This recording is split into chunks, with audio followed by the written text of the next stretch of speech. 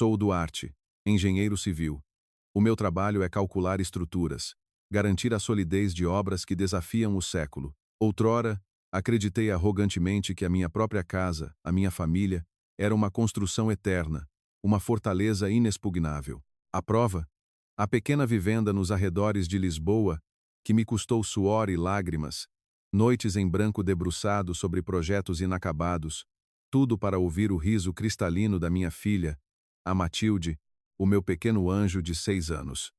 E, mais importante, a Beatriz, a mulher que caminhou a meu lado durante 12 anos, desde os tempos difíceis num minúsculo quarto arrendado nas águas furtadas de Lisboa até ao dia de hoje. A Beatriz, aos meus olhos e aos olhos de todos, era a definição de perfeição. Não só era bonita, com a beleza serena de uma mulher que entrou nos seus 30 anos, mas também incrivelmente meticulosa e atenciosa. Cada refeição que cozinhava, cada peça de roupa que engomava para nós os dois. Cada canto da casa era cuidado por ela. Tudo irradiava um calor, uma paz que eu acreditava que dinheiro nenhum podia comprar.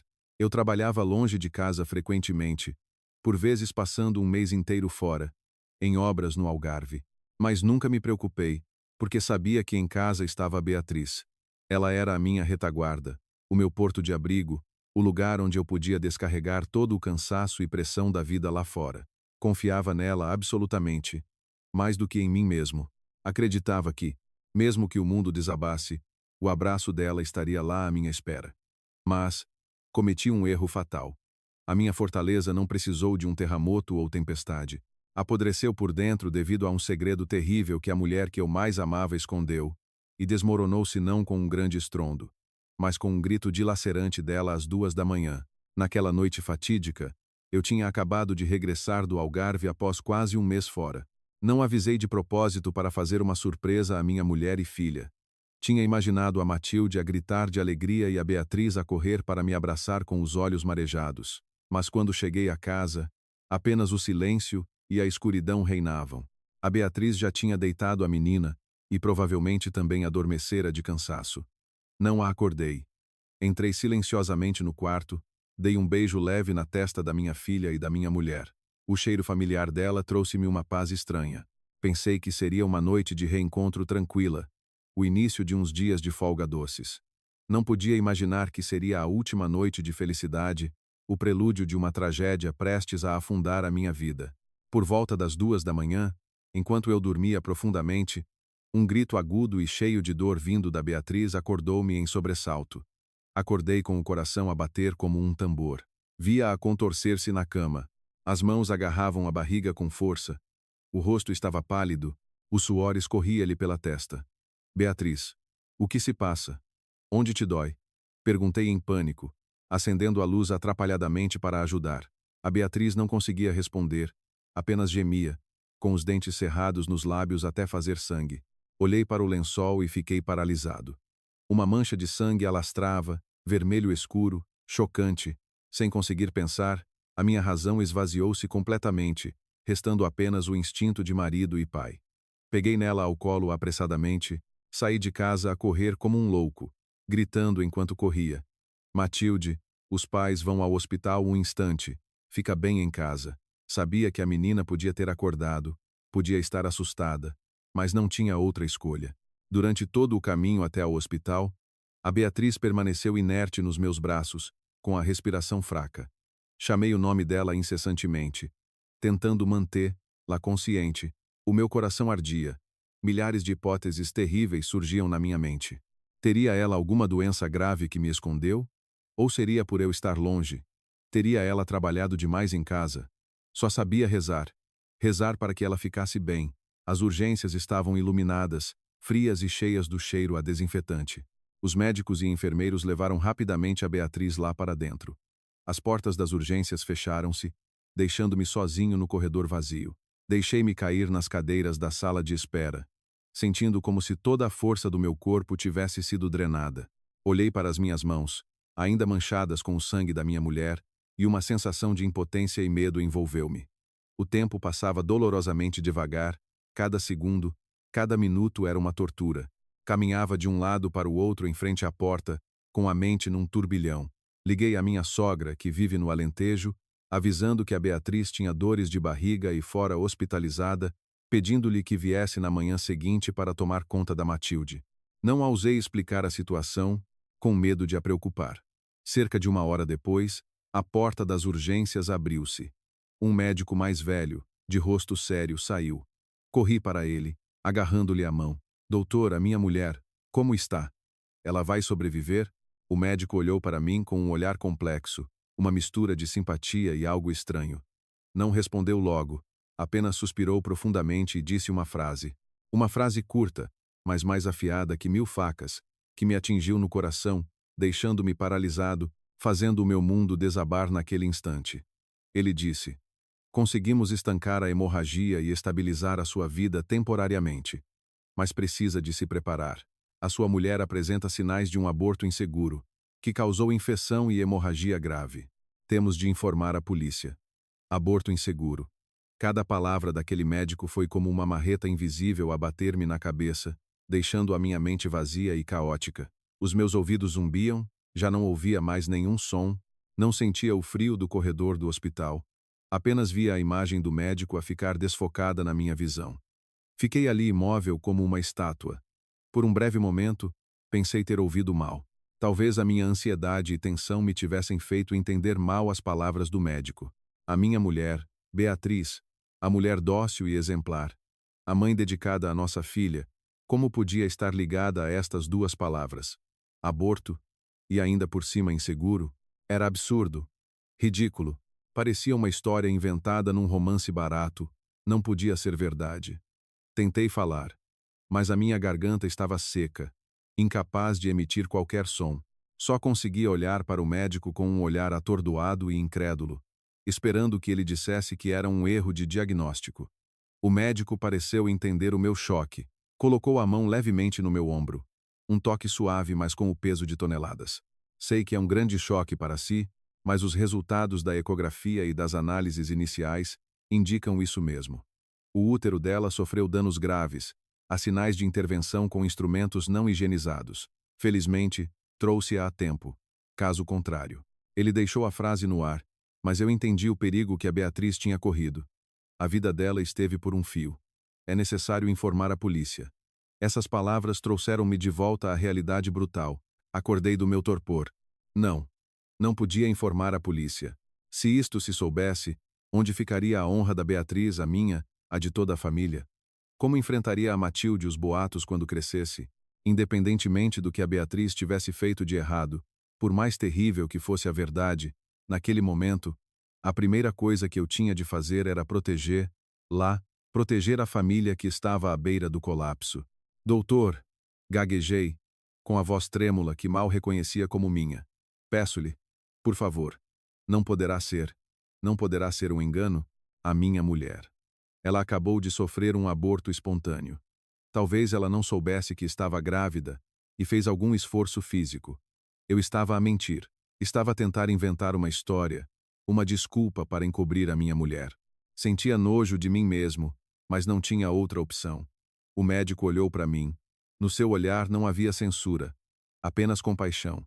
Suspirou. Acalme-se. Com quase 40 anos de experiência, sei distinguir um aborto espontâneo de um com intervenção. No entanto, ele hesitou um pouco, como é uma questão sensível que envolve a felicidade familiar. Se o senhor diz isso e a família não tem queixas, o hospital pode considerar não levar o caso adiante. Mas tem de me prometer que cuidará dela com muito cuidado. O estado dela agora é muito frágil, tanto física como mentalmente. E no futuro, aconselhe-a a nunca mais fazer algo tão insensato. A saúde e a vida são o mais importante. Entende? Sim, entendo. Muito obrigado, doutor. Assenti freneticamente, sentindo como se tivesse recebido uma bênção. Depois de o médico sair, desabei na cadeira da sala de espera, segurando a cabeça com as mãos. O choque inicial passou, dando lugar a uma dor e uma raiva que cresciam surdamente. Grávida. A minha mulher estava grávida. Por que é que ela me escondeu isso? E aquele bebê? Aquele bebê era filho de quem? Por que é que ela teve de o descartar de uma forma tão perigosa para a sua própria vida? Milhares de perguntas perfuravam a minha mente, cada uma como uma facada mais funda no meu coração a sangrar. Tentei vasculhar a minha memória. Durante o mês que estive fora em trabalho, só nos vimos de relance num fim de semana em que vim a casa. E lembrei-me dessa noite. Não usamos proteção. Então o bebê podia ser meu. Esse pensamento fez-me estremecer. Se era meu filho, por que é que ela o quis abortar? Por que escolher um método clandestino e inseguro? Será que ela não queria ter mais filhos comigo? Ou haveria outra razão? Uma razão mais terrível que eu não ousava pensar. E então outra hipótese, uma hipótese ainda mais cruel, começou a germinar na minha cabeça. E se o bebê não fosse meu? E se, durante os dias em que estive fora, outro homem, um terceiro elemento, se tivesse intrometido no nosso casamento? Esse pensamento era como ácido, corroendo toda a confiança, todas as boas memórias que eu tinha da Beatriz. Lembrei-me das pequenas mudanças nela recentemente. Começou a cuidar mais da aparência, a comprar roupa nova. Tinha frequentemente chamadas telefônicas secretas, mensagens que apagava apressadamente. Eu tinha dito a mim mesmo que era apenas pressão do trabalho, que ela precisava do seu espaço. Afinal, eu tinha sido demasiado estúpido, demasiado cego. Quando a Beatriz foi transferida das urgências para o recobro, ainda estava muito fraca. O rosto pálido, os lábios secos e gretados. Estava deitada na cama, as longas pestanas a tremer ligeiramente. Sentei-me ao lado dela, segurando a sua mão fria. O meu coração era um turbilhão de emoções. Sentia uma raiva extrema dela, mas ao mesmo tempo pena do seu estado miserável naquele momento. Tinha preparado milhares de perguntas para a confrontar, milhares de insultos para lhe atirar.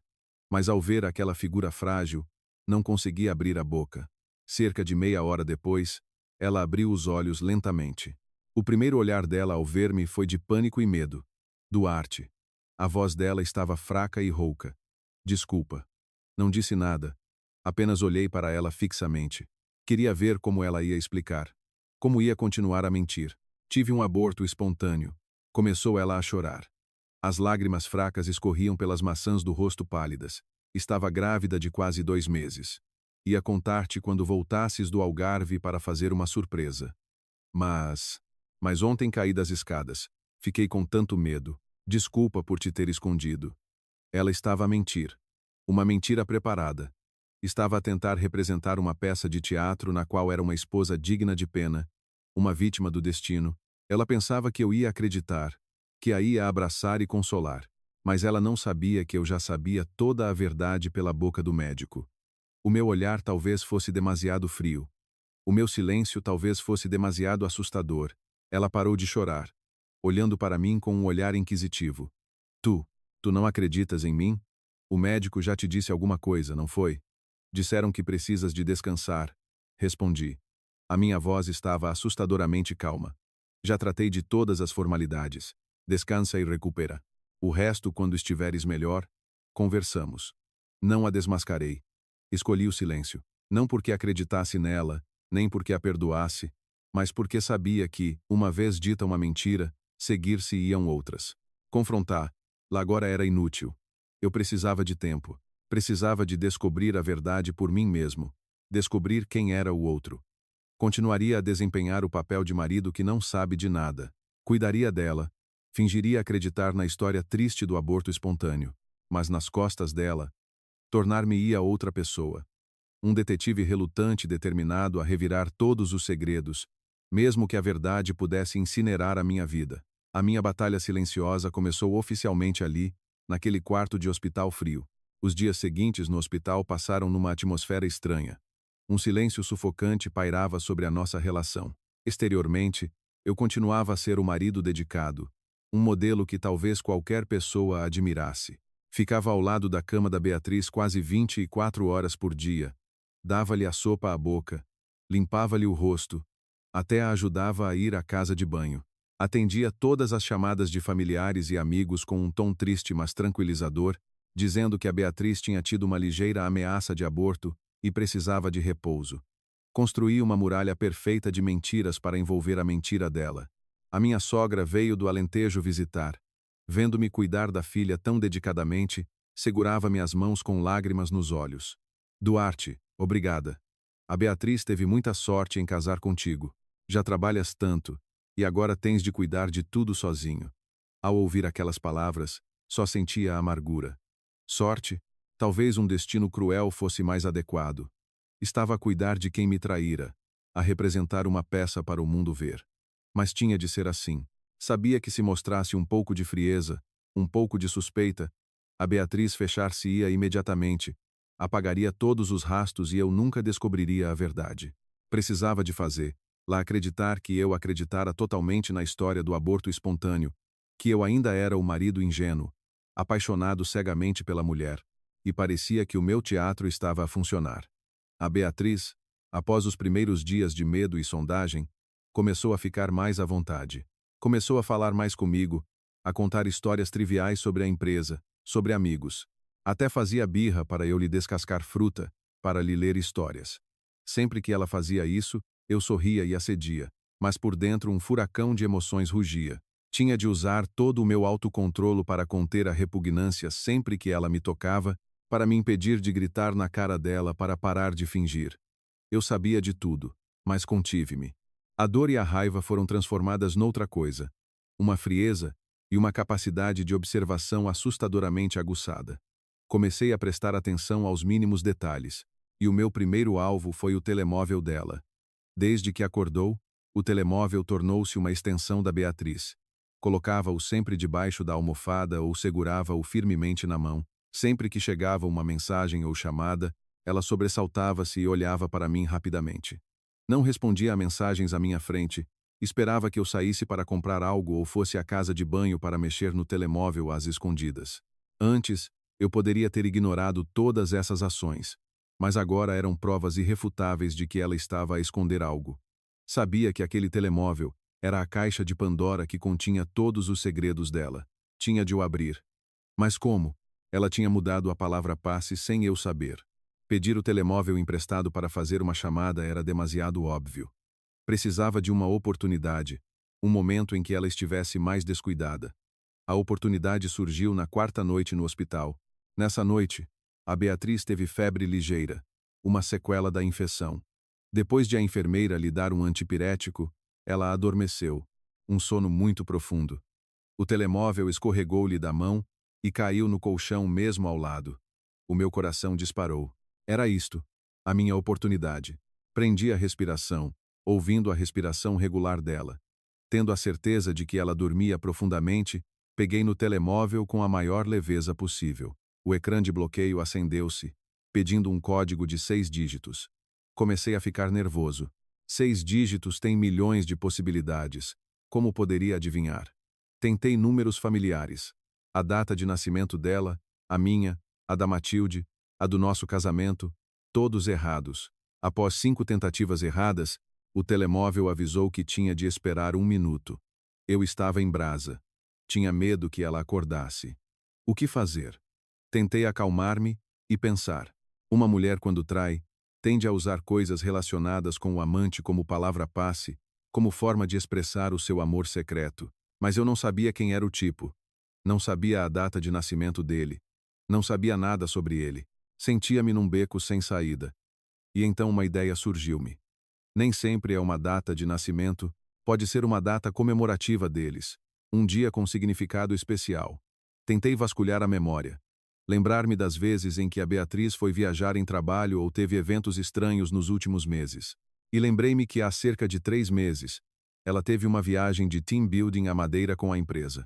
A viagem durou 3 dias e quando voltou parecia muito feliz, comprou muitas prendas para nós os dois. Mas também me lembrei que houve algo estranho nessa viagem.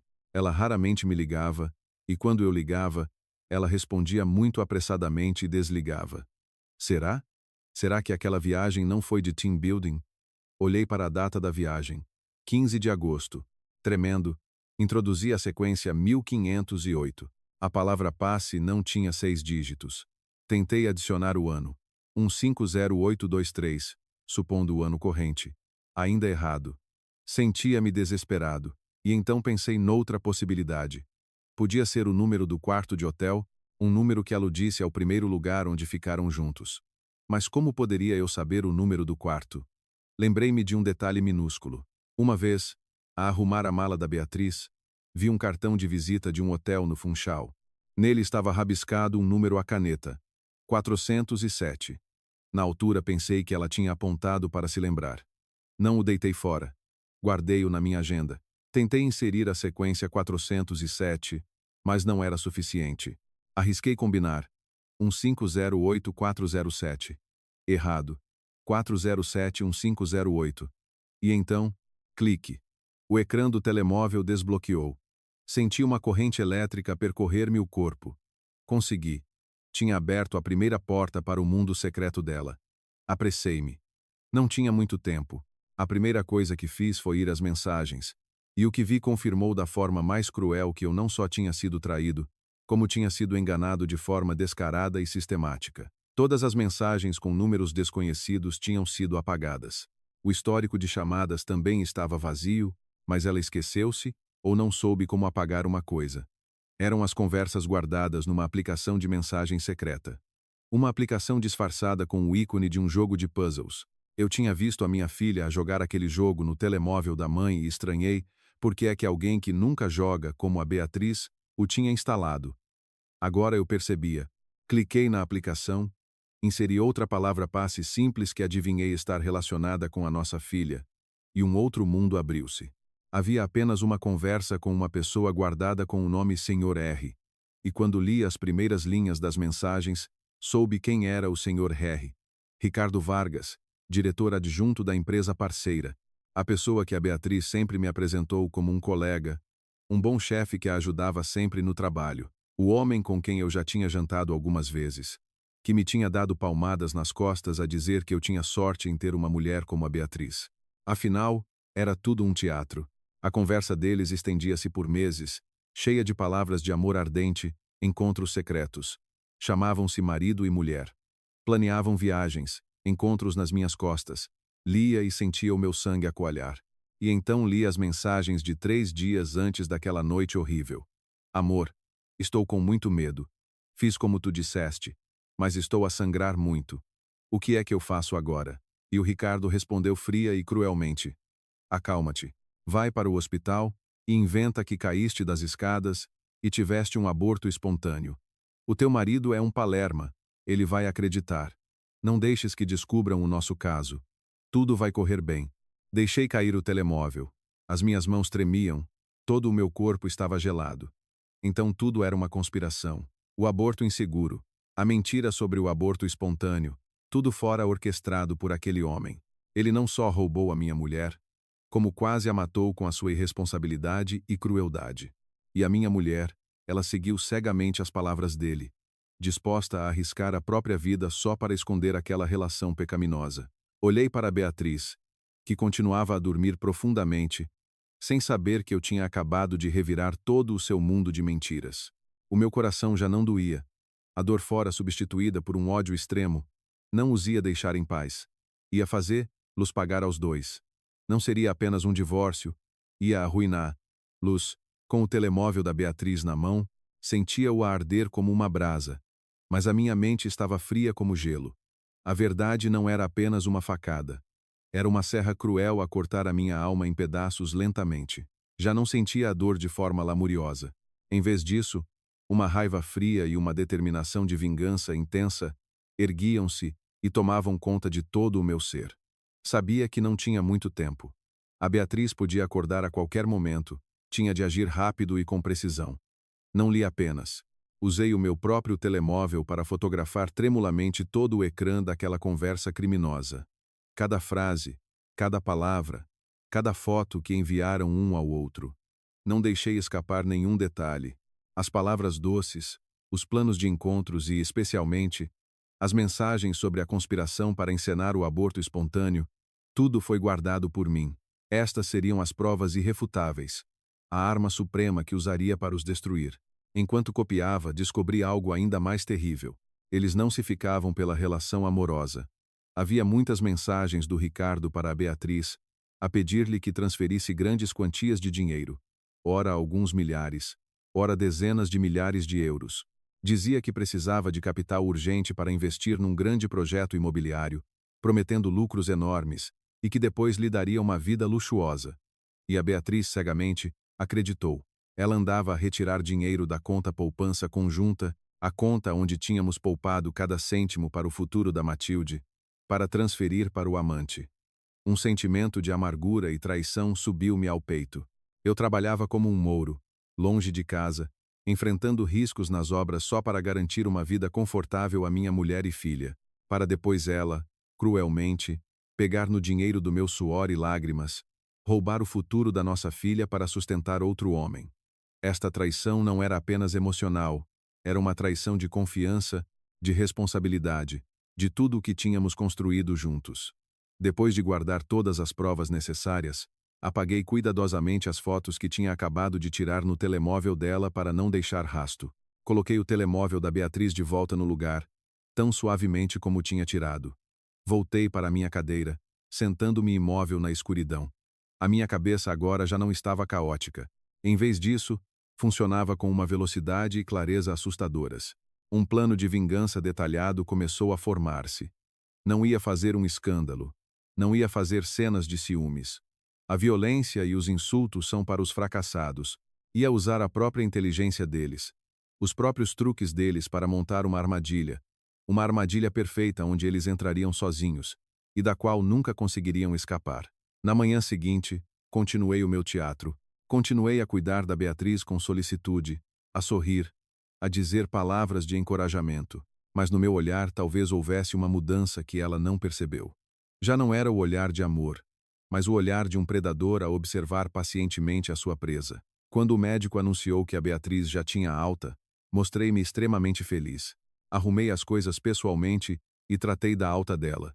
No caminho para casa, conduzi devagar de propósito, pus a música que ela gostava. Disse: "Em casa, tens de descansar muito. Deixa tudo comigo. A partir de agora não vou mais trabalhar para longe, vou ficar em casa para cuidar de vocês as duas."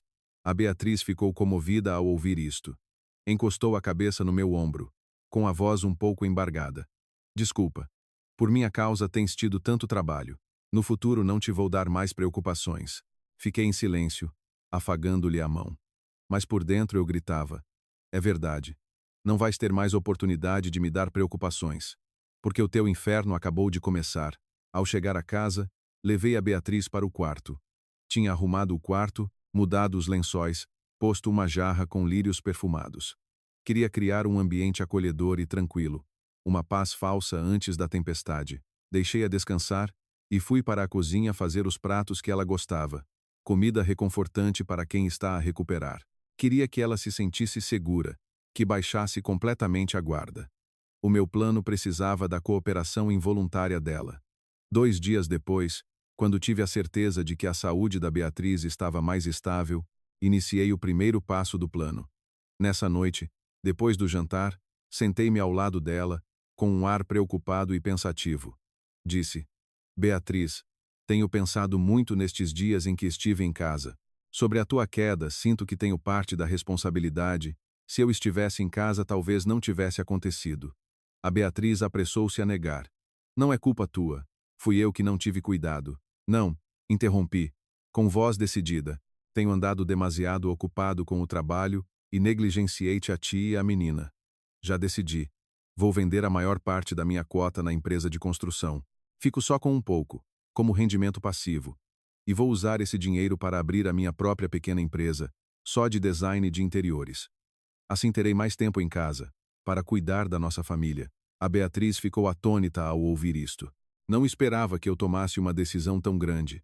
Estás a falar a sério. Não precisas de te sacrificar tanto. Essa empresa é o teu grande projeto. Não há nada mais importante do que tu e a filha", disse, olhando-a nos olhos.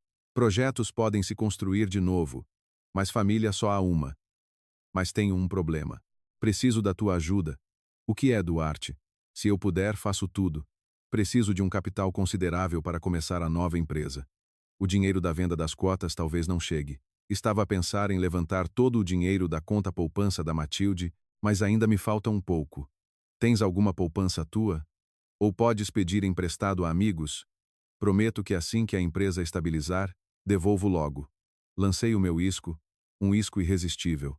Estava a criar uma oportunidade de ouro para ela e o Ricardo poderem executar o resto do plano deles. Estava a entregar-me à boca do lobo, mas o lobo não sabia que o caçador tinha preparado uma armadilha muito maior. A Beatriz parecia hesitante, Olhou para mim com um olhar complexo. Eu sabia o que ela estava a pensar. Estava a ponderar entre continuar a enganar-me para obter o resto do dinheiro e um medo vago de que pudesse haver alguma armadilha. Então, amor, não podes? Perguntei, com um tom ligeiramente desapontado. Não, não é isso, respondeu ela apressadamente. Deixa-me pensar. Vou perguntar a alguns amigos. Sim, pensa nisso, não te estou a pressionar. Afinal, a felicidade da nossa família está acima de tudo. Disse isto e levantei-me para ir para o escritório. Tinha semeado a semente da ganância na mente dela. Agora era só esperar que germinasse. Sabia que ela certamente não deixaria escapar esta oportunidade. Ela informaria imediatamente o Ricardo. E eu estava pronto para esperar o próximo movimento deles. A batalha já não era só sobre sentimentos. Tornara-se num jogo de xadrez mental sobre dinheiro e ganância. O silêncio da Beatriz após a minha proposta não durou muito. A ganância, uma vez despertada, rapidamente se transforma numa chama impossível de apagar, consumindo toda a hesitação e medo. Eu sabia que ela e o Ricardo não poderiam ignorar uma oportunidade de ouro como esta, um peixe grande a nadar voluntariamente para a rede. Como poderiam não morder o isco? E como previ, logo naquela noite, quando eu fingia dormir profundamente, ouvi o ruído familiar. A Beatriz estava a esgueirar-se para a varanda. Desta vez eu estava mais bem preparado. Uns dias antes, enquanto ela estava no hospital, eu tinha vindo à casa e instalado secretamente um microgravador disfarçado de candeeiro solar decorativo na varanda. Uma ação que me fazia sentir nojo de mim mesmo, mas nesta guerra eu não tinha outra escolha. Não podia dar-me ao luxo de ser passivo mais uma vez. Deitado na cama, com um auricular Bluetooth conectado, prendi a respiração e ouvi. Ouvi o som de marcar um número e depois a voz sussurrada e excitada da Beatriz. Alô, Ricardo. Sou eu. A voz do Ricardo do outro lado parecia ensonada, mas acordou rapidamente ao ouvir a história. O que se passa para ligares a esta hora? O teu marido. Ele está a dormir. Interrompeu a Beatriz. Amor. Há uma coisa muito grande. E então ela contou toda a história que eu tinha inventado. Que eu decidira vender as cotas da empresa, que precisava de um grande capital e que queria angariar mais através dela. Contou com um tom que não escondia a alegria e o triunfo. Vês? Eu bem disse. Ele é um palerma. Acredita em tudo facilmente. A minha mentira do aborto espontâneo, ele acreditou piamente. Agora sente-se culpado e quer compensar-me. Esta é a nossa oportunidade de ouro. Ouvir aquelas palavras da boca da minha própria mulher foi como se alguém me atirasse um bloco de gelo ao coração. Palerma, fácil de enganar. Afinal, o amor e a confiança absoluta que eu lhe dedicava, aos olhos dela e do amante, eram apenas sinais de um idiota. Cerrei os punhos, tentando impedir que o ranger dos meus dentes se ouvisse. A voz do Ricardo do outro lado riu alto, um riso cheio de presunção e desprezo. A minha mulherzinha é muito esperta. Valeu a pena amar-te tanto. Então, o que pensas fazer? De quanto é que ele precisa? Ele não disse exatamente, só disse que quanto mais melhor. Ele até tenciona levantar toda a conta poupança da filha. Ótimo, ótimo, disse o Ricardo. Então aceita. Diz que vais tentar pedir emprestado a amigos. Pergunta-lhe quanto é que ele precisa exatamente e depois diz-me. Eu vou preparar um contrato de investimento perfeito. Só precisas de lhe dar para assinar, dizendo que é para garantir o empréstimo dos amigos. Depois de ele assinar e transferir o dinheiro, então. Ele deixou a frase no ar. Mas eu entendi o significado. Tudo acabaria. Eles ficariam com o dinheiro e fugiriam para longe. Mas estou um pouco preocupada. A voz da Beatriz estava hesitante. Ultimamente ele parece um pouco diferente, mais calado e pensativo. Será que ele desconfia de alguma coisa? Estás a preocupar-te sem razão, tranquilizou-a o Ricardo. Ele está assim porque se sente culpado em relação a ti. Os homens são assim. Quando acham que têm culpa, tentam compensar de todas as formas. Faz-te de coitadinha, frágil, e ele não vai desconfiar de nada. Ouve o que te digo. Só mais esta vez e teremos tudo. Está bem. Amanhã tento perguntar-lhe. Boa menina, agora vai dormir, para ele não acordar. Tenho muitas saudades tuas. Eu também. A chamada terminou. Fiquei imóvel na cama. Uma sensação de frio cobria todo o meu corpo. Eles não queriam apenas o meu dinheiro. estavam a planear roubá-lo legalmente, com a minha própria assinatura. Aquele Ricardo era realmente uma raposa velha, um criminoso com cérebro. Ele sabia que se simplesmente enganasse a Beatriz para tirar o dinheiro, ela poderia ser descoberta e eu poderia persegui-la. Mas se tivesse a minha assinatura num contrato, tudo seria diferente. Tornar-se-ia uma transação civil, um negócio que correu mal, e eu não poderia fazer nada. O teatro deles era demasiado perfeito, demasiado cruel. Na manhã seguinte, enquanto tomava o pequeno almoço, a Beatriz começou a representar. Sentou-se ao meu lado, com um ar muito pensativo. Duarte, estive a pensar no que me disseste ontem. Olhei para cima, fingindo interesse. Então, amor, não te pressiones demasiado. Não tem mal, Duarte. Pelo futuro da nossa família, vale a pena um pequeno esforço. Perguntei a alguns amigos próximos.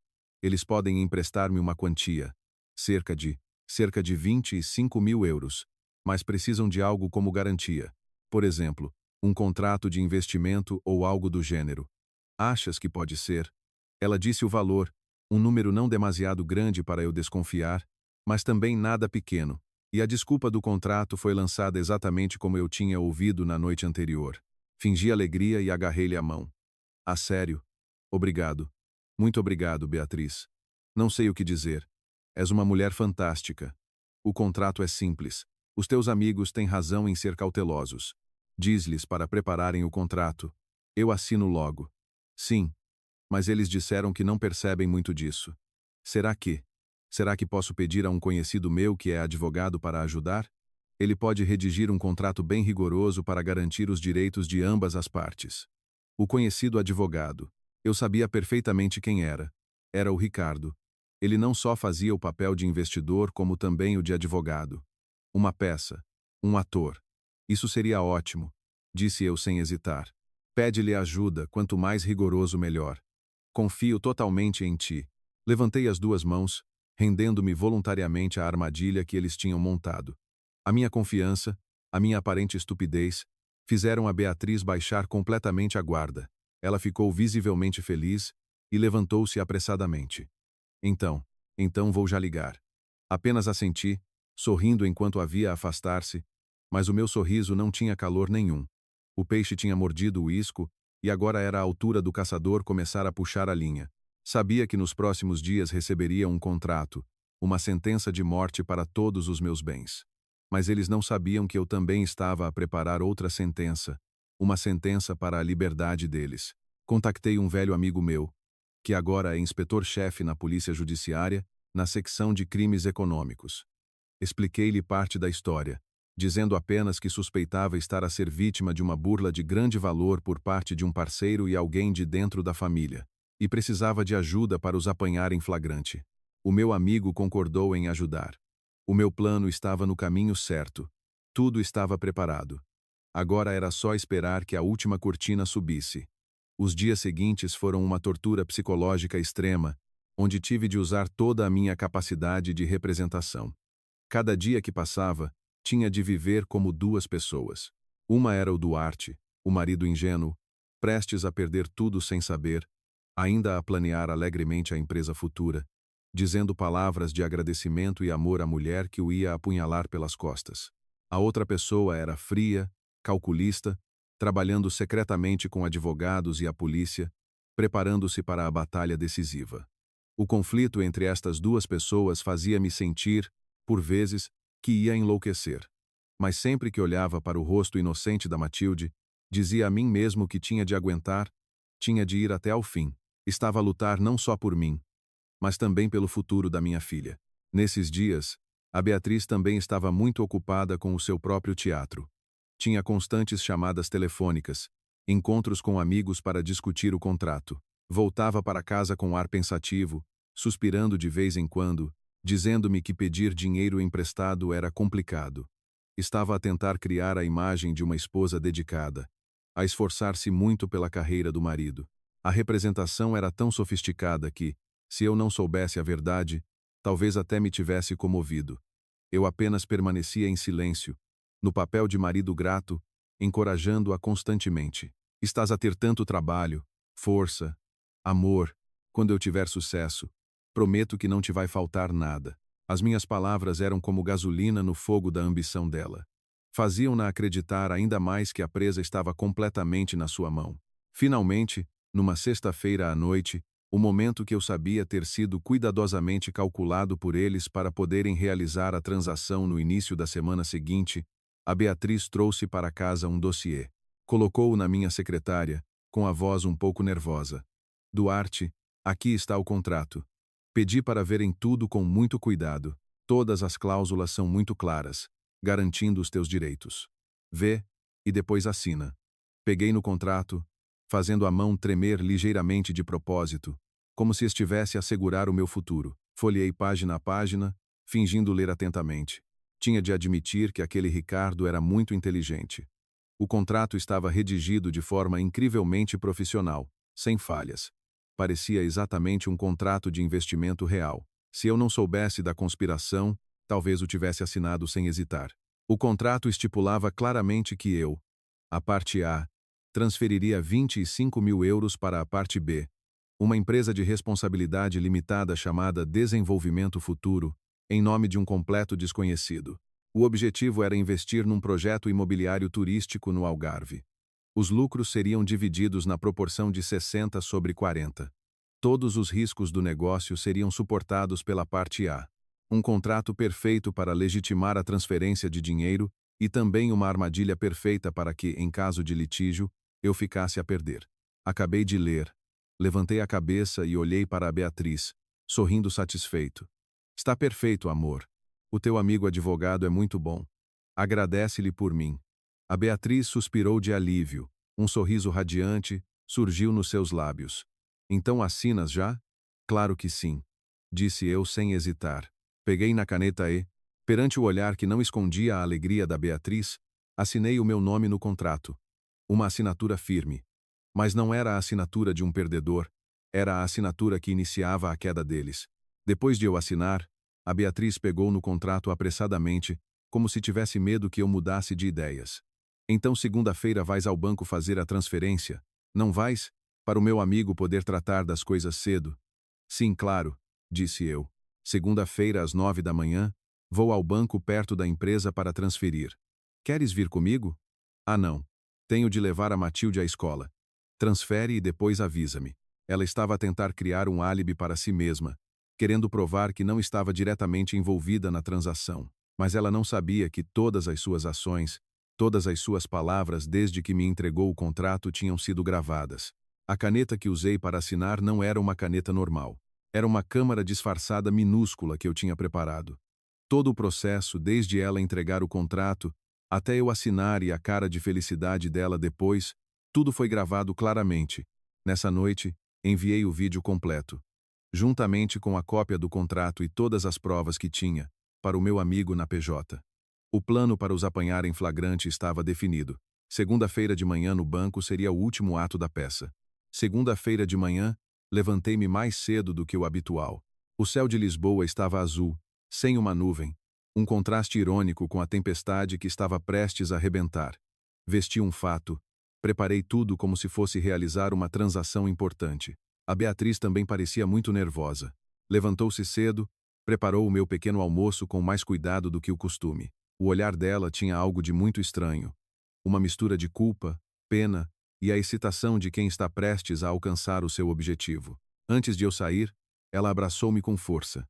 Vai com cuidado, Duarte. Apenas assenti ligeiramente, dando-lhe uma palmadinha nas costas. Sabia que este era provavelmente o nosso último abraço. Conduzi até ao banco, uma grande agência no centro de Lisboa. Tinha avisado a PJ do local e hora.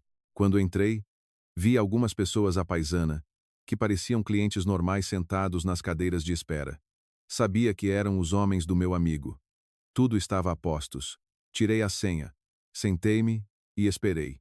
O meu coração batia muito depressa. Não de medo, mas de nervosismo.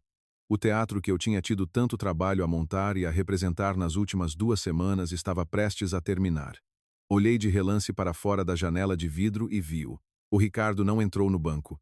Estacionou do lado oposto da rua, sentado no carro a observar. Estava à espera da confirmação de que eu tinha transferido o dinheiro. Não sabia que também estava a ser vigiado. Finalmente chegou a minha vez. Dirigi-me ao balcão, entreguei o contrato à funcionária e pedi para realizar a transferência de 25 mil euros para a conta da empresa Desenvolvimento Futuro. A funcionária começou a realizar as operações. Senti os olhares a convergirem para mim. E então o momento decisivo chegou. Por favor, confirme os dados da transação, disse a funcionária, virando o ecrã para mim. No momento em que eu ia colocar o dedo no ecrã para confirmar, uma voz firme soou atrás de mim. Parem, ninguém se mexe. Polícia Judiciária. 2 homens à paisana que estavam atrás de mim mostraram os distintivos. O banco ficou em alvoroço. A funcionária do banco empalideceu. Virei-me, fingindo pânico e surpresa. Polícia? O que se passa? Suspeitamos que esta é uma transação fraudulenta. Queira acompanhar-nos à esquadra para colaborar na investigação, disse um deles. Mas o seu olhar estava dirigido para a porta. E nesse momento, do outro lado da rua, vendo a confusão, o Ricardo ligou o carro apressadamente, tentando fugir. Mas era tarde demais. Outro carro descaracterizado saiu de uma rua lateral, bloqueando o carro dele. Outros 2 polícias apareceram do nada. Abriram a porta do carro e arrastaram o Ricardo para fora. Ele nem teve tempo de perceber o que estava a acontecer. A armadilha tinha fechado. Uma armadilha perfeita que apanhou os 2. A cena no banco parecia um filme de ação, gritos, a confusão das pessoas à volta e o olhar de choque incrédulo do Ricardo ao ser algemado. Tudo aconteceu num piscar de olhos.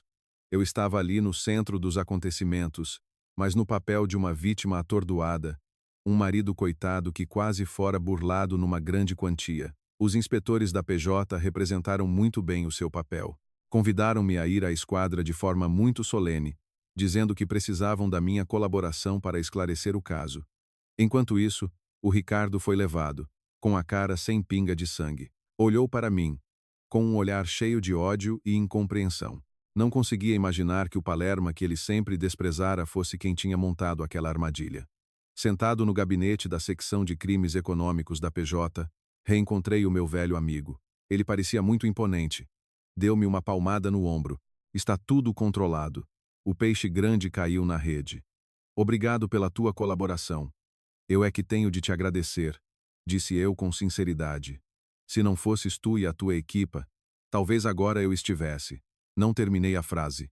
Tudo o que se seguiu aconteceu exatamente como tínhamos planeado. Com as provas irrefutáveis que forneci, juntamente com o flagrante delito, o Ricardo não pôde negar o crime.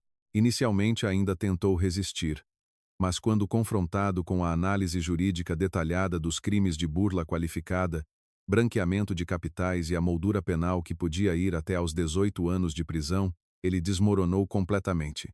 Confessou toda a conspiração, desde o plano para se aproximar da Beatriz, usando os sentimentos dela para tornar num instrumento, até a criação de empresas fantasma para desviar dinheiro da empresa onde trabalhavam, e o plano para me roubar o resto do dinheiro, mas a parte mais importante do meu plano ainda estava por vir.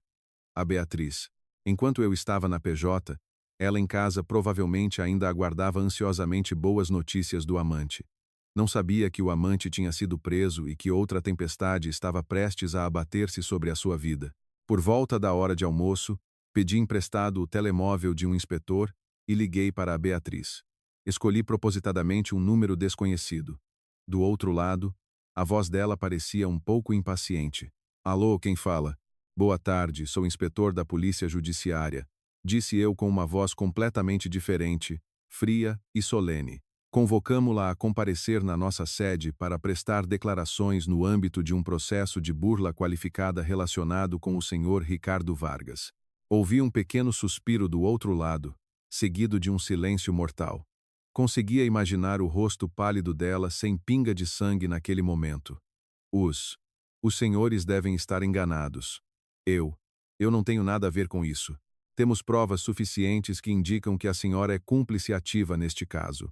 A sua assinatura consta em vários contratos e ordens de transferência. Se não comparecer voluntariamente, teremos de emitir um mandado de condução. Desliguei o telemóvel, sem lhe dar oportunidade de dizer mais nada. Semeei nela um medo extremo. Queria que ela sentisse o pânico, a impotência, o sentimento que eu tinha suportado durante todo aquele tempo. Cerca de 1 hora depois, a Beatriz chegou à sede da PJ. Foi levada para uma sala de interrogatório. Eu e o meu amigo estávamos noutra sala, a observar tudo através de um monitor. Ela parecia miserável. O rosto bonito de costume estava deformado pelo medo. O cabelo despenteado, a roupa desalinhada. Sentou-se na cadeira, com as mãos entrelaçadas a tremer. 2 inspetores entraram. Não começaram com perguntas agressivas, mas com perguntas muito triviais sobre o trabalho, sobre a relação com o Ricardo. A Beatriz inicialmente tentou negar, dizendo que era apenas uma relação de colegas, superior e subordinada. Mas quando os inspetores começaram a apresentar provas concretas, os contratos que ela tinha assinado, as ordens de transferência, a expressão dela começou a mudar. Começou a gaguejar, as mentiras tornaram-se cada vez mais desajeitadas. E o golpe final foi quando lhe mostraram um vídeo. Era o vídeo que eu tinha gravado com a caneta câmara, mostrando o momento em que ela me entregava o contrato e a sua cara de felicidade depois de eu assinar. Ao ver-se a si mesma no ecrã com ações inegáveis, a Beatriz desmoronou completamente. Baixou a cabeça sobre a mesa, chorando convulsivamente. Eu fui enganada por ele. Eu não sabia de nada. Ele disse que era um projeto de investimento normal. Disse que eu estava a fazer isto para termos um futuro melhor. Eu amava-o. Ela começou a lamentar-se, a pôr as culpas todas no Ricardo, transformando-se numa vítima ingênua, cegada pelo amor. Eu, na sala de observação, só sentia um desprezo infinito. Até aquele momento, ela ainda não reconhecia o seu erro. Ainda só pensava nela mesma, ainda tentava fugir à responsabilidade. O meu amigo virou-se para mim, abanando a cabeça. É realmente uma grande atriz, mas infelizmente perante a lei as lágrimas não têm valor. Está na altura de eu entrar. Disse eu. Levantei-me. Respirei fundo e saí da sala. Caminhei em direção à sala de interrogatório. Quando abri a porta e entrei, a Beatriz levantou a cabeça, e quando me viu, o marido que ela pensava estar algures a sofrer por ter sido enganado, ali de pé à sua frente na sede da PJ, o olhar dela passou por uma transformação horrível, de surpresa à incredulidade, e finalmente um desespero extremo. Ela finalmente tinha entendido. Tudo era uma armadilha. E quem a montara não era outro senão eu. No momento em que os meus olhos e os da Beatriz se encontraram na sala de interrogatório, eu soube que todo o teatro tinha realmente terminado. O horror nos olhos dela já não era representação. Era o verdadeiro colapso de alguém encurralado, percebendo que a presa que caçava era afinal o caçador. Duarte. Como é que estás aqui? Gaguejou ela, com a voz sumida, sem vida. Não respondi. Apenas puxei a cadeira e sentei-me em frente a ela em silêncio. O meu olhar não tinha o regozijo do vencedor, nem a raiva de quem foi traído. Tinha apenas uma frieza, um distanciamento, como se estivesse a olhar para uma desconhecida. O meu silêncio, a minha atitude calma pareciam ainda mais assustadores do que qualquer acusação. Isso deixou-a ainda mais em pânico. Foste tu. Foi tudo planeado por ti, não foi? Perguntou ela, com a voz trêmula. Sabias de tudo desde quando? Continuei sem dizer nada. Apenas fiz sinal aos inspetores, e eles começaram a projetar no ecrã grande da sala todas as provas que eu tinha recolhido. As fotos na madeira, o extrato da conta poupança com os milhares de euros levantados, o extrato do cartão de crédito com a fatura de um relógio caro, e finalmente a gravação da chamada telefônica secreta dela na varanda, a planear roubar o resto do meu dinheiro. Com cada prova apresentada, o rosto da Beatriz ficava mais pálido. Já não chorava. Já não se lamentava. Apenas estava ali sentada, paralisada, a olhar fixamente para o ecrã como se estivesse a ver o filme do seu próprio crime. Quando a gravação terminou, na sala só restava um silêncio sufocante. Agora ainda quer dizer que foi enganada, que é uma vítima? Perguntou um inspetor com voz firme. A Beatriz não conseguiu responder. Apenas abanou a cabeça em desespero. Todas as mentiras, todas as desculpas dela tinham se tornado inúteis. Finalmente falei. A minha voz estava calma, mas cada palavra era como uma faca a cortar o pouco de dignidade que lhe restava. 12 anos, Beatriz. 12 anos em que te amei e confiei em ti incondicionalmente. Pensei que se me esforçasse, se te desse uma vida confortável, a nossa família seria feliz para sempre. Estava errado. Estava errado ao pensar que o dinheiro podia preencher a ganância e o egoísmo de uma pessoa. Parei, olhando diretamente nos olhos dela, que estavam completamente vazios. Já senti muita dor, muito ódio por ti, mas agora só sinto pena. Pena por teres deitado fora a tua própria felicidade, por teres arruinado a tua própria vida, só para correr atrás de um homem que não vale nada e de bens materiais fúteis. Sabes, o Ricardo que tu tanto amavas e em quem confiavas, nunca teve intenção de ficar contigo a sério. Só te usou. Transformou-te num instrumento para realizar os planos dele. E quando houve problemas, ele estava pronto para atirar as culpas todas para cima de ti para se salvar. Não, não pode ser, murmurou a Beatriz como se não acreditasse no que ouvia. O Ricardo, ele ama-me de verdade. Ama de verdade? Ri com desprezo. Então ouve o que o homem que te ama de verdade disse sobre ti quando foi preso. Fiz sinal novamente. Outro vídeo foi reproduzido. Era o vídeo do Ricardo a ser interrogado. Ela foi apenas mais uma das minhas muitas presas. Estúpida, ingênua, fácil de seduzir. Só precisei de dizer umas palavras doces, prometer um futuro rico, e ela voluntariamente fez tudo por mim, incluindo trair o marido e roubar dinheiro da família. Uma mulher assim, se não se aproveita, é um desperdício. Ao ver o vídeo, a Beatriz ficou atônita. O homem que ela adorava, por quem estava disposta a trocar tudo, afinal só havia como uma marioneta, uma idiota e nada mais. O colapso desta vez foi o verdadeiro colapso, não por medo da lei, mas pelo quebrar da confiança, da ilusão. Ela baixou a cabeça sobre a mesa. Desta vez não foi um choro convulsivo, mas um grito selvagem cheio de dor e ressentimento. Ressentimento pela sua própria estupidez. Levantei-me. O meu papel tinha acabado. Virei-me para o meu amigo e disse: o resto está nas tuas mãos. Quero que ela responda perante a lei, mas também espero que considerem atenuantes. Afinal, ela também foi em parte vítima. E o mais importante, não quero que isto afete a Matilde. O meu amigo assentiu. Entendido, fica descansado. Saí da sala, sem olhar para trás uma única vez. Deixei para trás a mulher que outrora fora o meu mundo, agora afundada nas cinzas da mentira e do erro. Já não sentia nada, nem raiva, nem ódio, nem pena, apenas um vazio. Tudo tinha realmente acabado. Ao sair da PJ, não fui para casa. Conduzi até a ponte 25 de abril, parei num local permitido onde podia ver o Tejo. Desliguei o carro, abri a janela para deixar o vento da noite bater-me na cara. O céu esta noite não tinha estrelas, apenas uma escuridão total, igual ao meu estado de espírito. Eu tinha vencido. Tinha conseguido expor toda a conspiração, forçado os culpados a enfrentar a justiça. Mas por que é que não me sentia feliz? Por que é que não me sentia vingado?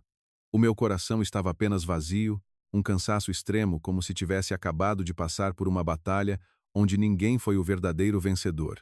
Eu tinha perdido uma família, a Matilde tinha perdido a mãe no verdadeiro sentido da palavra, e a Beatriz, embora culpada, também tinha arruinado a sua própria vida.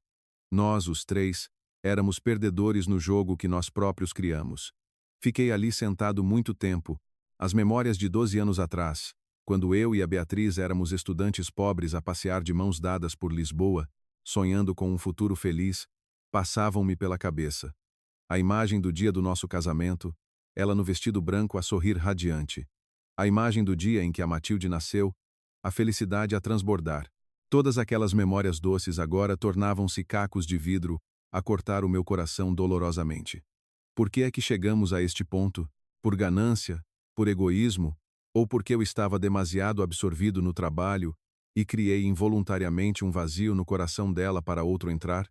Não sei, e talvez nunca tenha a resposta exata. Talvez a culpa não seja totalmente de um só lado, mas fosse qual fosse a razão, a traição continuava a ser imperdoável, especialmente quando foi executada de forma tão calculada e cruel. Dias depois, recebi a notificação da PJ. O processo tinha avançado. Com as provas irrefutáveis, o Ricardo foi acusado de burla qualificada e associação criminosa, enfrentando uma pena de prisão muito pesada, provavelmente perto dos 15 anos. A Beatriz, após confessar tudo e colaborar com a investigação, e provando que foi manipulada e não tinha intenção inicial de roubar, fui eu que instruí o advogado a provar isto, beneficiou da lei, foi condenada a 3 anos de prisão, mas com pena suspensa por 5 anos. Não foi presa. Mas aquela condenação seria uma mancha no seu cadastro para sempre. Era um castigo moral, uma amarra que a impediria de andar de cabeça erguida. Também dei entrada do pedido de divórcio no tribunal. Com as provas de adultério e crime da Beatriz, era quase certo que eu ficaria com a guarda da filha. Tudo estava a correr conforme o plano que eu traçara. Frio, decidido e dentro da lei, comecei o processo de arrumar a minha vida. Vendi a vivenda nos arredores de Lisboa, lugar de demasiadas memórias tristes. Mudei-me com a Matilde para um apartamento mais pequeno no centro, perto da escola dela. Queria recomeçar num lugar completamente novo, sem vestígios do passado. A Matilde, ainda muito pequena para entender todas as mudanças, perguntava-me ingenuamente: onde está a mãe, pai? Por que é que ela não vem para casa conosco? Sempre que ouvia a pergunta dela, o meu coração apertava. Tive de mentir à minha filha, uma mentira que sabia que teria de carregar para o resto da vida. Disse que a mãe tinha ido trabalhar para muito longe, para um lugar sem rede de telemóvel, talvez Angola, e que demoraria muito tempo a voltar. Não queria semear na alma inocente da filha qualquer imagem má da mãe. Independentemente do que a Beatriz tivesse feito, ela era a mulher que tinha dado à luz a menina. Queria que a Matilde crescesse com uma memória bonita, mesmo que falsa, da sua mãe. A vida de pai solteiro começou. Não era nada fácil. Tive de aprender a ser pai e mãe. Aprendi a fazer totós no cabelo da filha, a cozinhar os pratos que ela gostava. Pacientemente respondia às milhares de perguntas de uma criança de 6 anos. Havia noites, depois de ela adormecer, em que me sentava sozinho no silêncio, e a solidão e o vazio voltavam. Sentia falta dos jantares de família, do riso da Beatriz. A dor ainda lá estava, surda e latejante, mas não me permitia ir abaixo. Tinha de viver. Tinha de ser forte pela minha filha. Ela era tudo o que me restava. Uma tarde, quando fui buscar a filha à escola, encontrei inesperadamente a minha sogra. Parecia 10 anos mais velha, o cabelo muito mais branco, o rosto encovado e sofrido. Ao ver-me, ficou atrapalhada sem saber o que dizer. Tomei a iniciativa de a cumprimentar. Mãe, veio buscar alguém? Vim.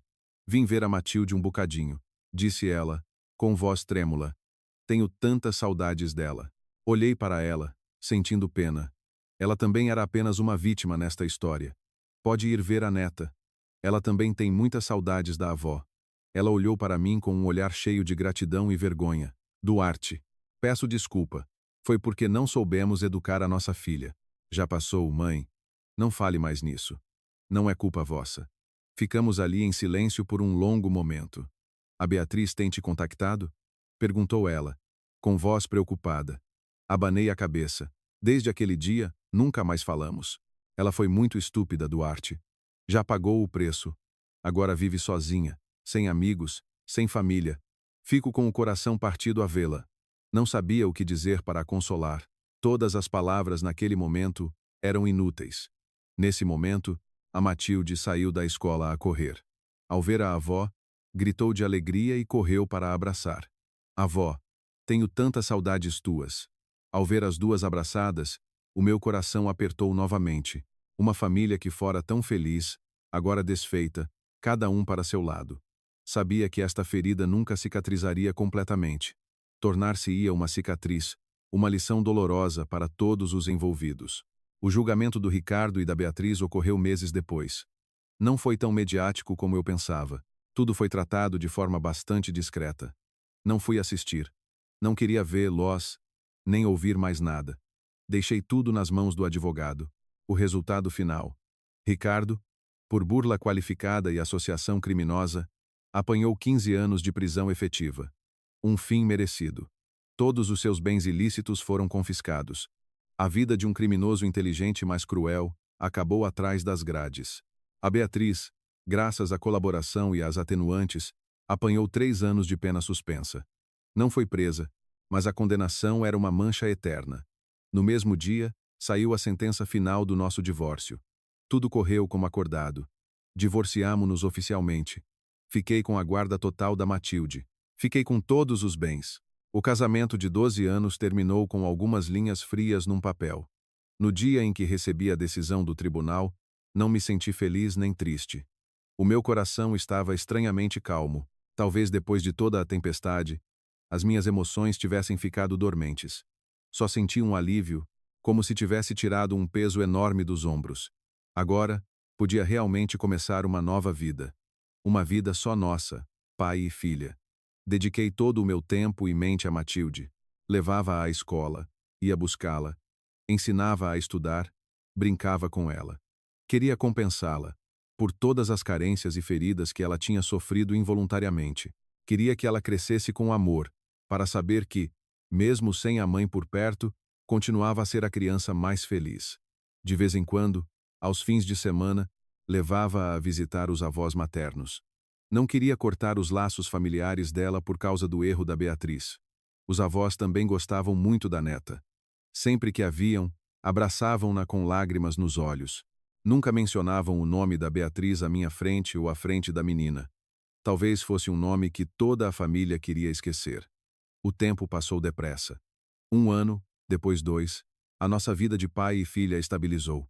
O meu negócio também começou a ter novos desenvolvimentos. Já não tinha ambição de grandes projetos, não me enterrava no trabalho como antes. Só aceitava obras razoáveis, suficientes para termos uma vida confortável e ter muito tempo para minha filha. A Matilde crescia, cada vez mais bonita e bem comportada. Era muito boa aluna, sempre o meu orgulho. Nunca mais perguntou pela mãe. Talvez já fosse suficientemente crescida para entender, ou talvez não me quisesse deixar triste. O silêncio dela às vezes fazia-me sentir pena. Uma noite, enquanto lhe lia uma história, ela perguntou de repente: Pai, a mãe ainda gosta de mim? A pergunta ingênua dela deixou-me atordoado. Não sabia o que responder. Abracei-a, com a voz embargada. Claro que sim, filha. A mãe ama-te sempre muito. Só que ela tem as razões dela para não poder estar conosco. Então por que é que ela não me liga? Por quê? Porque onde a mãe está não há rede. Mas ela está sempre a olhar por ti todos os dias. Ela quer sempre que sejas feliz. Tive de mentir outra vez. Uma mentira sobre outra mentira. Não sabia se estava a fazer o correto. Só sabia que não queria que ela carregasse qualquer ressentimento no coração. Nessa noite, depois de ela adormecer, sentei-me sozinho, cheio de inquietações. Pensei na Beatriz. Há 2 anos que não tinha qualquer informação sobre ela. Ela tinha desaparecido completamente da minha vida. Perguntava-me como estaria ela agora? Viveria bem? Teria alguma vez arrependimento do que fez? E então, como se o destino tivesse planeado, dias depois, recebi inesperadamente uma chamada de um número desconhecido. Do outro lado, uma voz fraca e familiar. Duarte. Sou eu. Sou a Beatriz. O meu coração apertou. Após 2 anos, finalmente ela contactava. O que se passa? Perguntei, tentando manter a voz fria. Eu sei que não tenho o direito de te ligar, mas eu não vou durar muito tempo. O que estás a dizer? Fiquei atônito. O médico diz que tenho no máximo mais 3 meses. Cancro em fase terminal. Talvez seja o castigo que mereço. A voz dela tinha uma calma assustadora. A calma de alguém que aceitou o destino. Não ouso pedir-te perdão. Só queria ver a filha uma última vez. Só uma vez. Pode ser, Duarte. Peço-te. Fiquei ali parado, morto. O telemóvel na minha mão tornou-se pesado. O último pedido de alguém prestes a morrer. O pedido de uma mãe que quer ver a filha pela última vez. O que devia eu fazer? A razão dizia-me para recusar, que ela não merecia. Mas o meu coração, algures lá no fundo, não me permitia ser tão cruel. A vida já a tinha castigado o suficiente. Deveria ser eu a pôr o ponto final.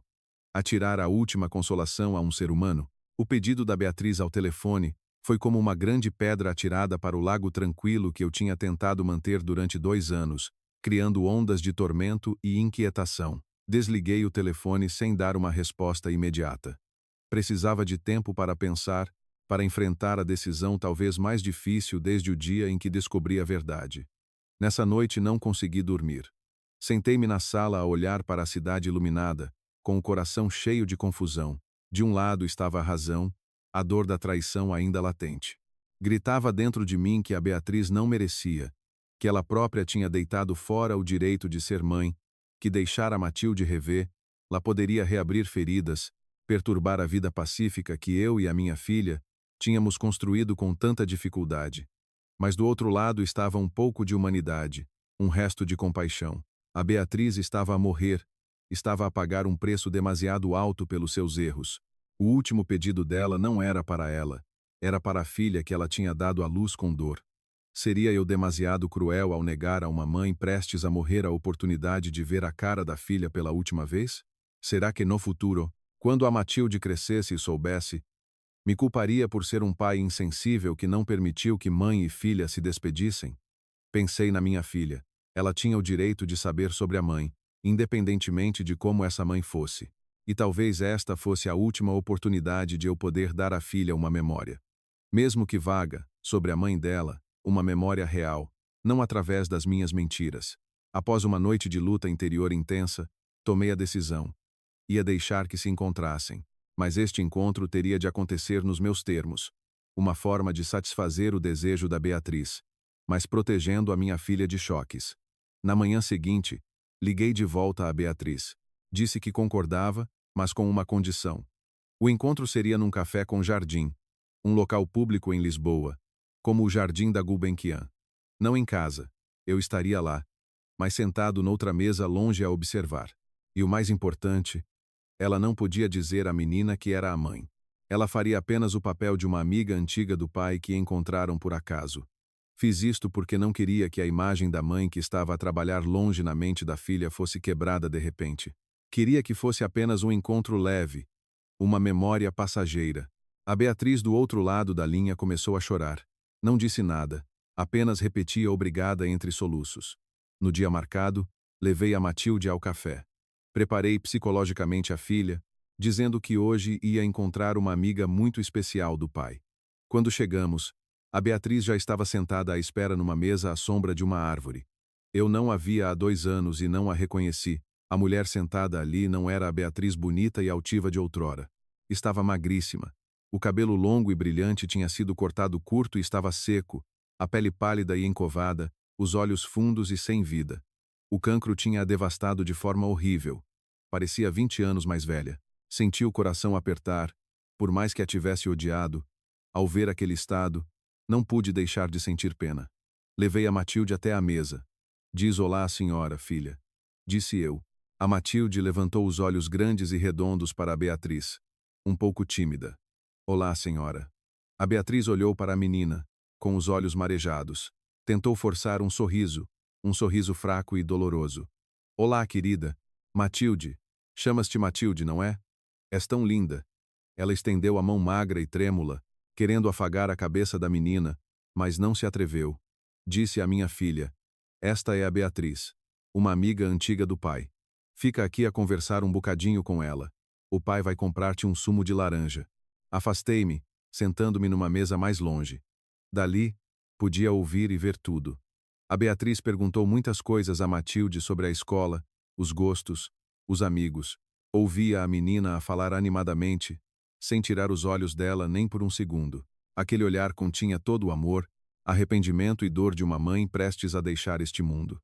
A Matilde, com a inocência de uma criança, pareceu também sentir o calor daquela mulher estranha.